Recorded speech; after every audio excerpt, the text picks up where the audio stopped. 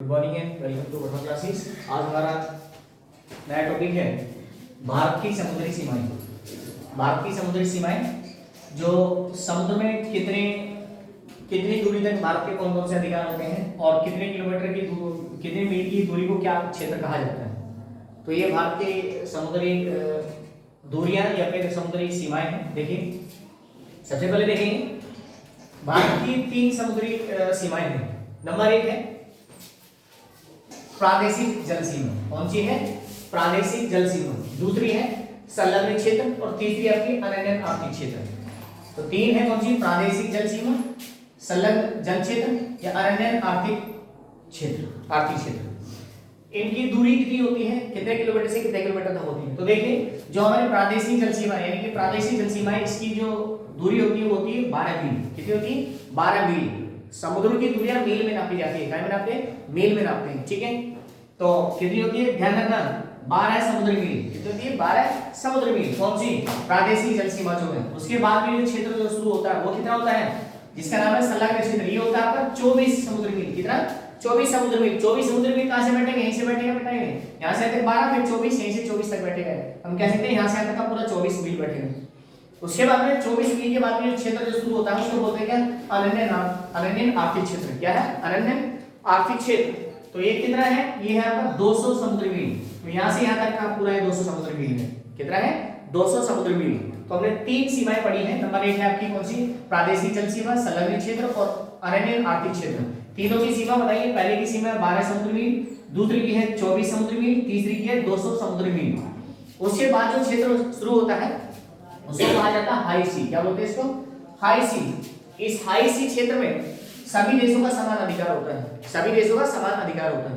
अभी जो मैंने 3 क्षेत्र बताए इनकी अपनी विशेषताएं भी होती है। भारत के किस सीमा में कितने अधिकार होते हैं, वो कौन कौन से काम कर सकता है। तो देखिए, सबसे पहले पढ़ते हैं कौन सा?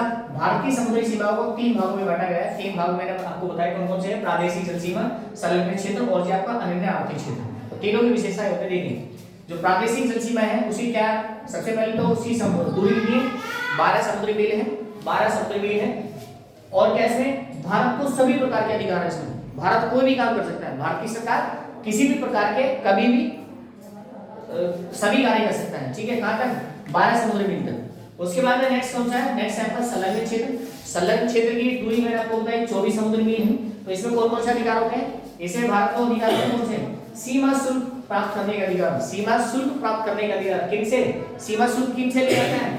जो व्यापारिक जहाज व्यापार करेंगे इस वाले क्षेत्र से, जो व्यापारिक जहाज दूसरे देशों के व्यापारिक जहाज आएंगे तो उनसे सीमा शुल्क लिया जाएगा, उनसे टैक्स लिया जाएगा, पैसे लिए जाएंगे। ठीक है, कौन लेगा? भारत की सरकार लेगी। तो इसमें क्या है? संलग्न क्षेत्र में इसको सीमा शुल्क क्षेत्र का अधिकार है। किनसे लिया जाता है? व्यापारिक जो जहाज यहाँ से निकल के आते हैं इस वाले क्षेत्र से, उनसे पैसा लिया जाता है, टैक्स लिया जाता है।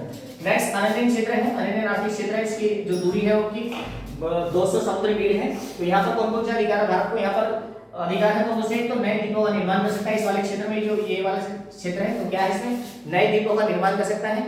और क्या है? और यहाँ पर प्राकृतिक जो संसाधन है उनका दोहन कर सकता है। प्राकृतिक संसाधन नेचुरल जो रिसोर्सेज है उनका उपयोग कर सकता है। जैसे पेट्रोलियम निकाल सकता है। ठीक है, पहाड़ है, वनस्पति है, ये सारी चीजें वहां से ले सकते हैं और मछली पकड़ सकते हैं। और ये दूसरे का है इसमें मिसाइल परीक्षण भी किया जा सकता है। तो मिसाइल जो छोड़े जाते हैं, मिसाइल टेस्ट किए जाते हैं, जो मिसाइल परीक्षण होते हैं, टेस्ट होते हैं, वो इसी क्षेत्र में होते हैं, यहाँ छोड़े जाते हैं इस वाले क्षेत्र में। तो ध्यान रखना है, ये सवाल पूछा जाता है कि आपका मिसाइल परीक्षण और प्राकृतिक संसाधनों का उपयोग और नए द्वीपों का निर्माण कौन से क्षेत्र में कर सकते हैं? तो कौन से में कर सकते हैं? इस वाले में। कौन से में? ये आपका अनन्य आर्थिक क्षेत्र में। तो इस प्रकार 3 क्षेत्र मैंने बताया आपको, प्रादेशिक जल सीमा और ये संलग्न जल सीमा और ये अनन्य आर्थिक क्षेत्र। ठीक है, तीनों की विशेषताएं मैंने आपको बताई। ठीक है।